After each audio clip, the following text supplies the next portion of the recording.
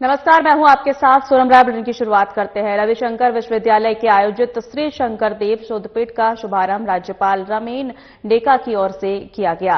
उन्होंने कहा कि आज असम के श्रीमंत शंकर देव हैं और उनके नाम पर यहां एक असम शोध और पेट का उद्घाटन जो है किया गया है। वहीं इससे छत्तीसगढ़ और असम के संबंध मजबूत होंगे।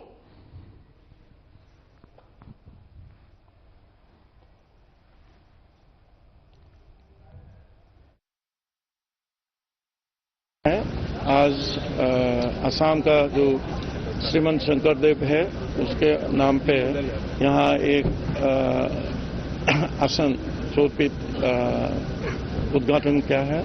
ये 50 साल बाद 1974 में पंजाब विश्वविद्यालय में हुआ था, अभी छत्तीसगढ़ में है। इसमें हमारा छत्तीसगढ़ और असम में जो लिंक है वो लिंक को मजबूत करेंगे, क्योंकि छत्तीसगढ़ का बहुत लोग उधर है और जो हमारा शंकरदेव है, शंकरदेव के बारे में देश में और विभिन्न राज्यों में इतना जानता नहीं है। और यहाँ का जो कल्चर है, रामायणी युग का कल्चर है, वो भी लोग बाहर नहीं जानते हैं। इसमें अगर होता है, दोनों का आदान प्रदान होता है तो दोनों का इंटीग्रिटी बढ़ेगा और देश में जो दूसरे कोने का जो सेंट है वो सेंट के बारे में जाना। श्रीमंत शंकर देव शोधपीठ का शुभारंभ पंडित रविशंकर यूनिवर्सिटी में किया गया, जहां कार्यक्रम में मुख्य अतिथि के रूप में छत्तीसगढ़ के राज्यपाल रमन डेका और छत्तीसगढ़ के मुख्यमंत्री विष्णुदेव साय शामिल हुए। पत्रकारों के साथ वार्ता करते हुए मुख्यमंत्री ने कहा कि श्रीमंत शंकर देव का कार्यक्षेत्र भले ही असम रहा हो, लेकिन पूरे देश में सामाजिक जागरण का प्रभाव पड़ा। शंकर देव के योगदान को वर्तमान पीढ़ी को बताना जरूरी है और शोधपीठ के माध्यम से शंकर देव के जीवन पर अध्ययन किया जाएगा।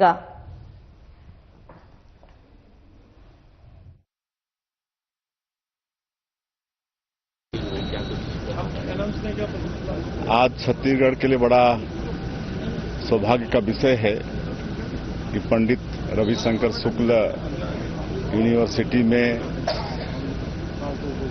श्रीमंत शंकर देव शोधपीठ संस्थान का शुभारंभ हमारे प्रदेश के माननीय गवर्नर श्री रमेन डेका जी और आरएसएस के सह सरकारवा श्री कृष्ण गोपाल जी और हमारे बहुत सारे अतिथि प्रबुद्धजन की उपस्थिति में यहाँ पर प्रारंभ हुआ है।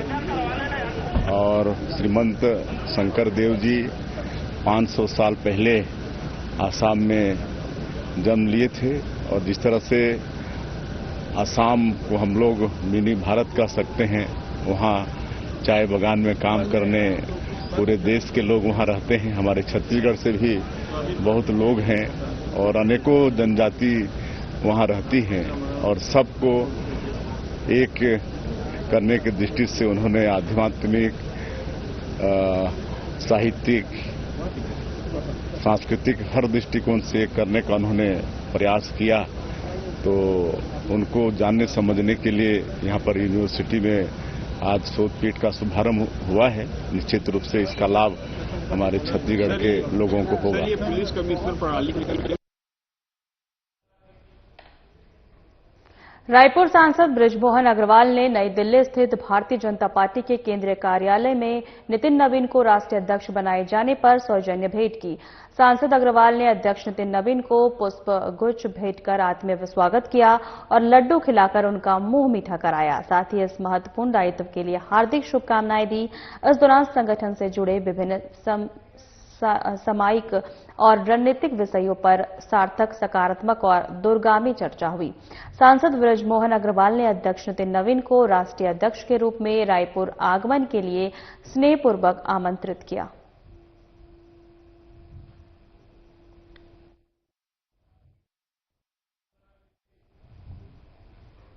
वन मंत्री केदार कश्यप ने नई दिल्ली स्थित भारतीय जनता पार्टी के केंद्रीय कार्यालय में नितिन नवीन को राष्ट्रीय अध्यक्ष बनाए जाने पर सौजन्य भेंट कर शुभकामनाएं दी। मंत्री केदार कश्यप ने नितिन नवीन को राष्ट्रीय अध्यक्ष बनाए जाने को लेकर कहा कि उनके साथ बीजेपी प्रदेश महामंत्री के रूप में कार्य करने का अच्छा अनुभव रहा है। मंत्री केदार कश्यप ने कहा कि राष्ट्रीय अध्यक्ष नितिन नवीन का अनुभव का लाभ बीजेपी को प्राप्त होगा।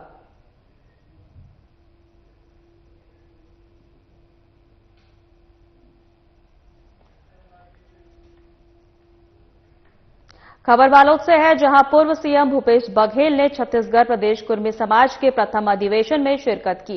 इस दौरान उन्होंने कहा कि यह एक सामाजिक मंच है, ये कृपया राजनीतिक बातें ना करें। क्या कुछ कहा उन्होंने, आइए आपको सुनाते हैं।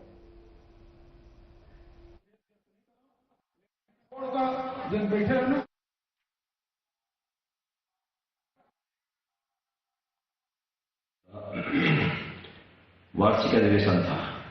उस अधिवेशन में समाज के जितने भी जनप्रतिनिधि से लेकर प्रतिष्ठित लोग आए थे, और उसमें पूर्व मुख्यमंत्री भूपेश बघेल जी को भी हमने आमंत्रण दिया था। बाकी सभी वक्ताओं को उद्बोधन हुआ, सबने समाज के उत्थान के, समाज के विकास के बारे में अपनी बात रखी।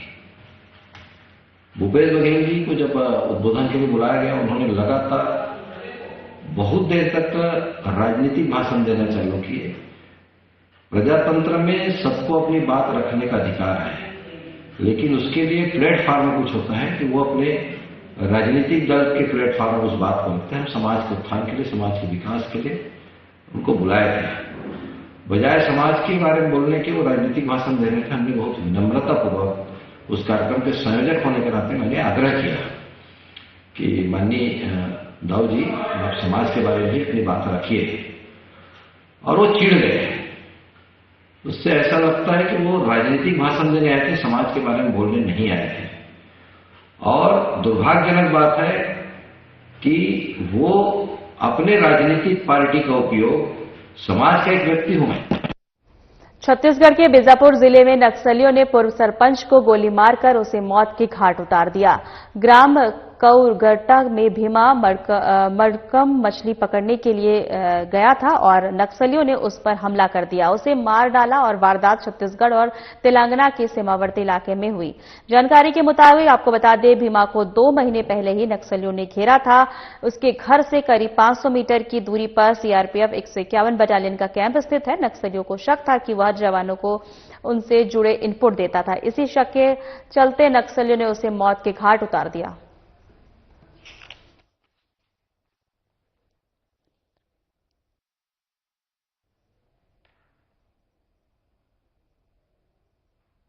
मनेन्द्रगढ़ कांग्रेस ने प्रयागराज माघ मेले में जगत गुरु शंकराचार्य स्वामी अविक मुक्तेश्वरानंद को शाही स्नान से रोके जाने और उनके साथ हुए दुर्व्यवहार की कड़ी निंदा की है। कांग्रेस नेताओं ने इसे बीजेपी का हिंदू विरोधी और दोहरे चरित्र का स्पष्ट प्रमाण बताया है। वहीं आपको बता दें कि जिला कांग्रेस अध्यक्ष अशोक श्रीवास्तव ने कहा कि स्वयं को हिंदुओं का मसीहा बताने वाली बीजेपी सरकार आज संतों और धर्माचार्यों को अपमान कर रही है। वहीं शंकराचार्य जी को अपनी सुरक्षा को लेकर गंभीर आशंका है, लेकिन वे 36 घंटे से अधिक समय से अनशन पर बैठे हैं, फिर भी सरकार ने उनसे संवाद करने का कोई प्रयास नहीं किया। यह केवल एक संत का नहीं बल्कि सनातन परंपरा का अपमान है। इसके साथ ही कहा कि शंकराचार्य स्वामी अवि मुक्तेश्वरानंद पिछले 40 वर्षों से नियमित रूप से शाही स्नान करते आ रहे हैं। यह पहली बार है जब उन्होंने इस अखंड धार्मिक परंपरा से रोका गया है। मौनी अमावस्या पर शाही स्नान सदियों पुरानी परंपरा है, जिसे ना मुगलों ने रोका और ना ही अंग्रेजों ने। फिर बीजेपी सरकार को यह दुस्साहस कैसे हुआ?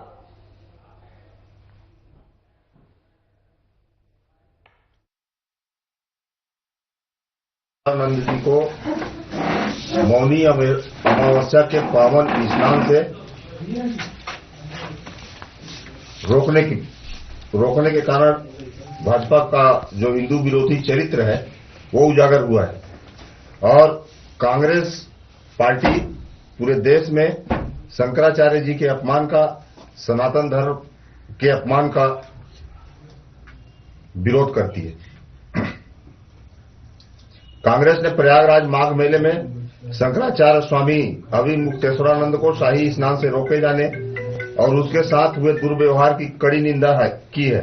खुद को हिंदुओं का मसीहा बताने वाली भाजपा सरकार हिंदू संतों का अपमान कर रही है और आज हालात यह है कि शंकराचार्य को अपनी सुरक्षा को लेकर गंभीर आशंका है और पिछले 36 घंटे से शंकराचार्य अनशन पर बैठने को मजबूर है। गुम मोबाइल फोन की बरामदगी सुनिश्चित करते हुए पुलिस उप महानिरीक्षक और वरिष्ठ पुलिस अधीक्षक डॉक्टर लाल उमेद सिंह ने समस्त पुलिस अधिकारियों और थाना प्रभारियों सहित anti crime and cyber unit की टीम को गुम मोबाइल फोन को ढूंढकर बरामद करने के निर्देश दिए। वरिष्ठ अधिकारियों के निर्देशन में anti crime and cyber unit और थानों की संयुक्त टीम ने गुम मोबाइल फोन के आवेदनों पर मोबाइल फोन को ढूंढने के लिए विशेष अभियान चलाया, जहां पुलिस टीम ने गुम हुए 200 मोबाइल जो है फोन को प्रदेश सहित अन्य राज्यों के अलग अलग स्थानों से ढूंढकर बरामद किया। 200 फोन जो है मोबाइल फोन की कीमत लगभग 40 लाख रुपए बताई जा रही है।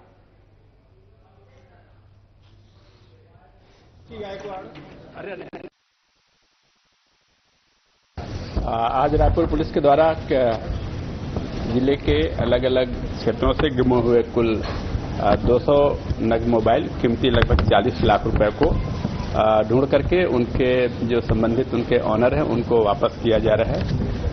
इस के पूर्व पिछले साल 2025 में भी पुलिस के द्वारा लगभग 750 मोबाइल कीमती लगभग 1.5 करोड़ रुपए का खोज करके उनके मालिकों को उनको वापस किया गया है।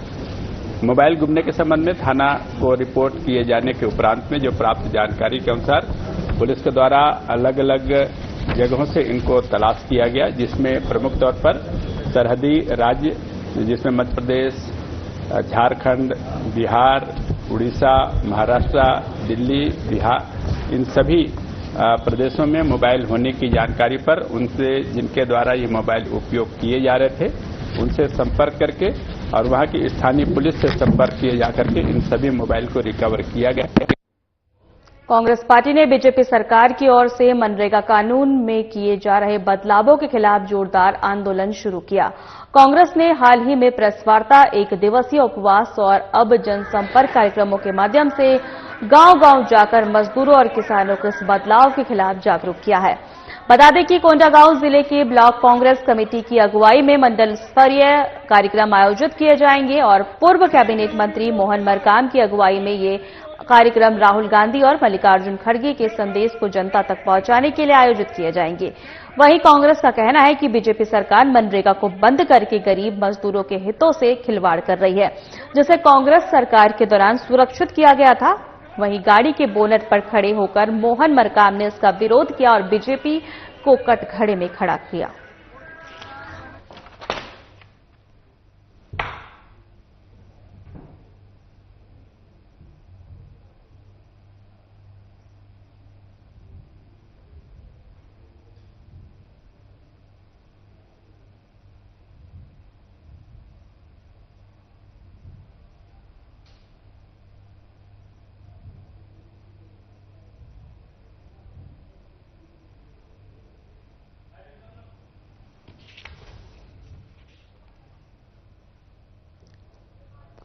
आपको एक बार फिर से बता दें कि बीजेपी सरकार का बताया मजदूर विरोधी उन्होंने।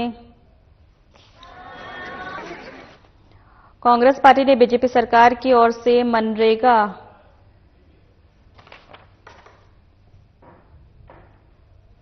कोंडागांव जिले में पुलिस अधीक्षक पंकज चंद्रा के नेतृत्व में ग्राम तराई बेड़ा में साइबर अपराध और सड़क सुरक्षा को लेकर जागरूकता अभियान चलाया गया। वहीं अतिरिक्त पुलिस अधीक्षक कौशलेंद्र देव पटेल और थाना प्रभारी गोपेंद्र पटेल की टीम ने ग्रामीणों को साइबर सुरक्षा के उपायों जैसे मजबूत पासवर्ड, एंटीवायरस का उपयोग, अज्ञात लिंक से बचने और सोशल मीडिया पर निजी जानकारी साझा न करने की सलाह दी। साथ ही वाहन चलाते वक्त दस्तावेज, हेलमेट, सीट बेल्ट और गति सीमा के पालन के बारे में भी जानकारी दी गई।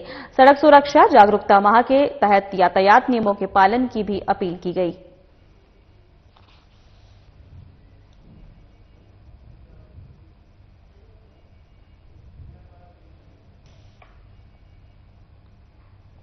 दुर्ग में उप मुख्यमंत्री अरुण साव ने स्वर्गीय ताराचंद साहू को उनकी पुण्यतिथि पर श्रद्धांजलि अर्पित करते हुए कहा कि ताराचंद साहू जी का जन्म 1 जनवरी 1947 को हुआ था और उन्होंने अपनी कड़ी मेहनत से गांव से निकलकर देश भर में ख्याति प्राप्त की है। साहू जी 1990 में 2 बार विधायक और 1996 से 4 बार लोकसभा सांसद रहे हैं।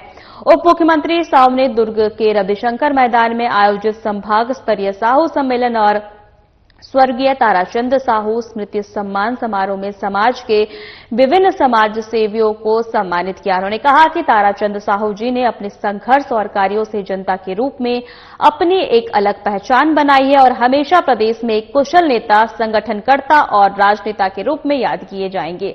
साहू ने युवाओं को साहू जी के संघर्ष से प्रेरणा लेने का संदेश दिया। उन्होंने कहा कि साहू जी का योगदान समाज के प्रति अनमोल था और उनके दिखाए रास्ते पर चलकर युवा समाज सेवक और राजनीतिक कार्यकर्ता बन सकते हैं। उप मुख्यमंत्री साहू ने स्वर्गीय ताराचंद साहू को श्रद्धांजलि दी। साहू को याद करते हुए समाज सेवियों को किया गया सम्मानित। युवाओं को साहू जी के संघर्ष के प्रेरणा लेने का दिया संदेश। साहू समाज के कार्यक्रम में कई प्रमुख नेता शामिल हुए।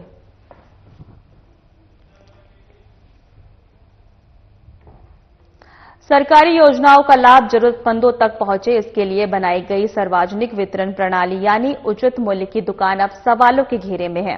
आपको ले चलते हैं छत्तीसगढ़ के सारंगगढ़ और बिलाईगढ़ जिले के महुआ गांव में, जहां ऐसा ही मामला सामने आया है, जहां मृतक चावल लेने दुकान आ रहा है। ऐसा हमारा कहना नहीं है, बल्कि वहां की ग्रामीण और ऑनलाइन रिपोर्ट्स बयां कर रही है। क्या है पूरा मामला, देखिए ये हमारी खास रिपोर्ट।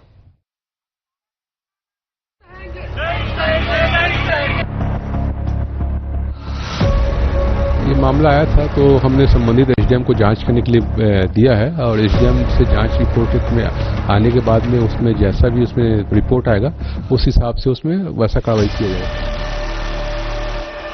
दुर्भाग्य की बात है, जांच करने के बावजूद भी संबंधित आवेदक को एसडीएम द्वारा न जांच का प्रतिवेदन दिया गया है और न ही उक्त मामले में अभी तक कोई कार्रवाई हुई है। सरकार की ओर से जन कल्याणकारी योजनाएं बनाई तो जाती हैं, लेकिन धरातल पर उन योजनाओं का सफल संचालन हो रहा है या नहीं, लाभार्थियों को समय से लाभ मिल पा रहा है या नहीं, समस्याओं का निराकरण हो रहा है या नहीं, ये जान पाना मुश्किल है लेकिन असंभव नहीं।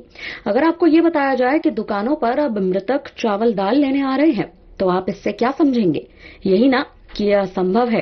ऐसा कैसे हो सकता है? ये पूरा मामला छत्तीसगढ़ के सारंगगढ़ बिलाईगढ़ जिले के छोटे से गांव मलुहा में हो रहा है। जरूरतमंद तो दूर, यहाँ की सरकारी योजनाओं का लाभ मुर्दा उठा रहे हैं। जी हां, सलीहा थाना क्षेत्र के मलुहा गांव की ये तस्वीरें कई बड़े सवाल खड़े कर रही हैं। गांव में स्थित उचित मूल्य की दुकान के संचालक संत कुमार डटसेना पर आरोप है कि उन्होंने मृतक हितग्राहियों का नाम अभी तक राशन सूची से नहीं हटाया है और न ही उनके परिवार को मृतकों के हिस्से का चावल दिया जा रहा है। गांव का एक परिवार ऐसा भी है जिनके माता पिता की मृत्यु 2 साल पहले ही हो गई थी, लेकिन अभी भी उनके नाम से चावल दाल आते हैं और वही उनके परिवार को उनके ही हक का राशन नहीं दिया जाता।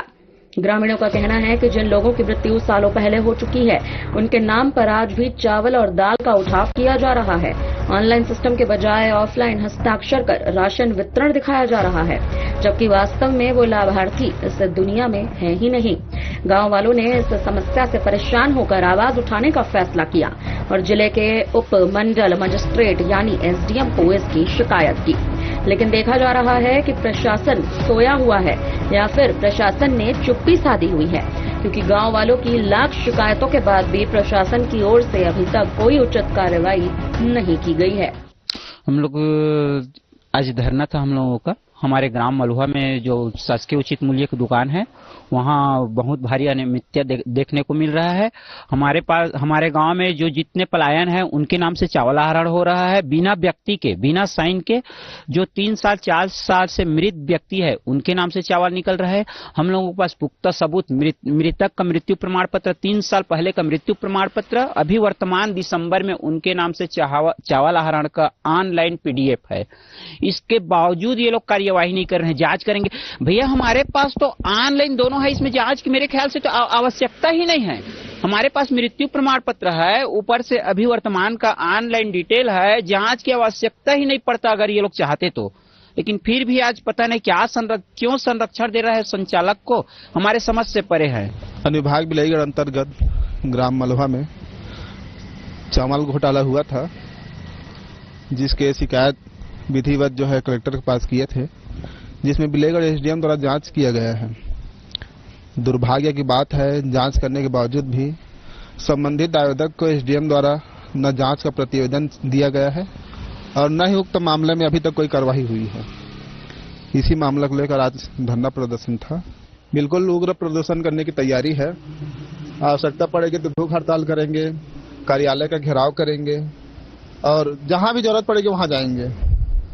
ये तो मामले की शाखाएं हैं, जड़ कुछ और ही है। ग्रामीणों ने सरकारी राशन दुकान संचालक पर यह भी आरोप लगाया है कि वह अवैध रूप से चावल दाल खुले बाजार में बेच रहा है। ग्रामीणों ने ये मामला कलेक्टर के सामने रखा और कलेक्टर को लिखित आवेदन देकर कार्रवाई की मांग की। अपने आवेदन में आवेदक लोकनाथ पटेल ने बताया कि संचालक ने कलेक्टर ऑफिस में आने से पहले उसे डराया और धमकी दी, जिससे पूरे गांव में भय का माहौल बन चुका है। मामले की तह तक जाने के लिए साधना प्लस न्यूज के संवाददाता ने एसडीएम और कलेक्टर से बातचीत की है। एसडीएम ने बताया कि पूरे मामले की जांच चल रही है, रिपोर्ट आते ही कार्रवाई की जाएगी। हाँ सर, मलुहा गांव में पीडीएस का एक मामला आया है जिसमें जितने भी मृतक है उनके नाम से भी चावल दिया जा रहा है और ये आरोप लगाया जा रहा है संचालक के ऊपर कि वो चावल अपने पास रख रहे हैं और हितग्राहियों को भी नहीं दे रहे और ना ही मृतकों का नाम काटा जा रहा है। और इसकी शिकायत उन्होंने कलेक्टर से भी की है, आपसे भी की है। आवेदन करता है जिनका नाम है लोकनाथ पटेल। इसके लिए उन्होंने धरना प्रदर्शन भी किया था आपके ऑफिस के बाहर, एसडीएम ऑफिस के बाहर।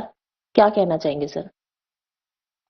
मैडम, इस संबंध में शिकायत मुझे मिली थी और शिकायत मिलने के बाद मैं स्वयं वहां पे जाके जांच किया हुआ था और जो शिकायत करता है और जिनके खिलाफ शिकायत लगा है उनसे दोनों पक्ष से मैंने बयान लिया है और साथ में रिकॉर्ड्स की भी जांच किया वहां पे जाके। फिलहाल हमारे खास बुलेटिन में इतना ही। नमस्कार।